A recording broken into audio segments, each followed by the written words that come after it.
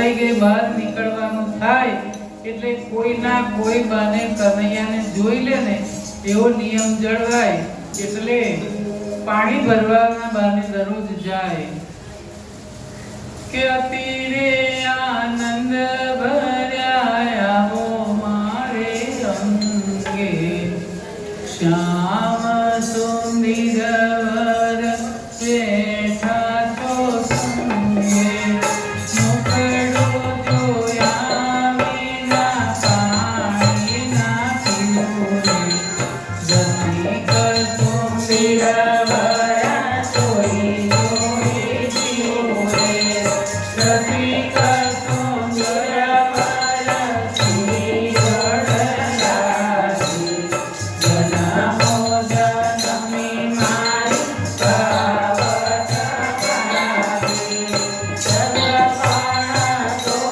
ના મળ્યાનો ચાલો, પાકી જે કરે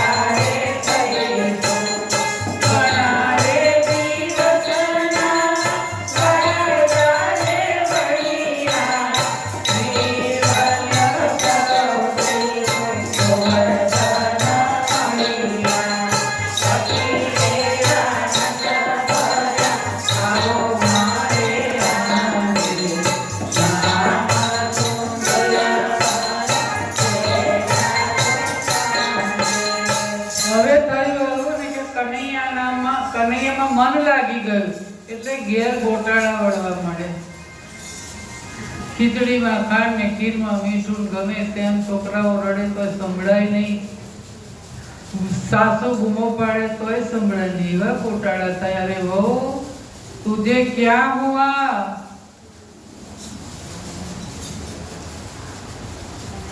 ऐसा कभी होता है, ऐसी गड़बड़ कैसे हो गई?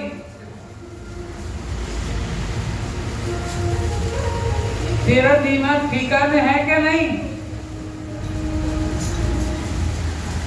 है माँ जी बोली, जब से मैं शादी करके आई ने तब से मैंने कन्हैया को देखा तो उनको देखते ही मैं तो उनकी हो गई, इसलिए गड़बड़ घोटाला होता है. अच्छा ये बात है.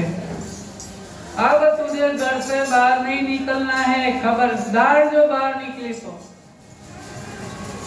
बाहर का काम हम करेंगे. तुझे घर का काम करना पड़ेगा, बाहर हम जाएंगे, सब्जी लेने, दूध लेने, जल लेने, सब हम करेंगे. पर माँ जी मैंने तो नियम लिया है, कन्हैया का दीदार करके ही भोजन करूंगी, वो हम नहीं जानते. तुझे बाहर नहीं जाना है तो नहीं जाना है, बस. तने हिंदी आवड़े तो बोलू, ना आवड़े तो बोलू, कोई रास्ता पूछे ने तो बोलवानो किधर जाना है, थोड़ा सीधा जाना और फिर जमणी बाजू वरी जाना.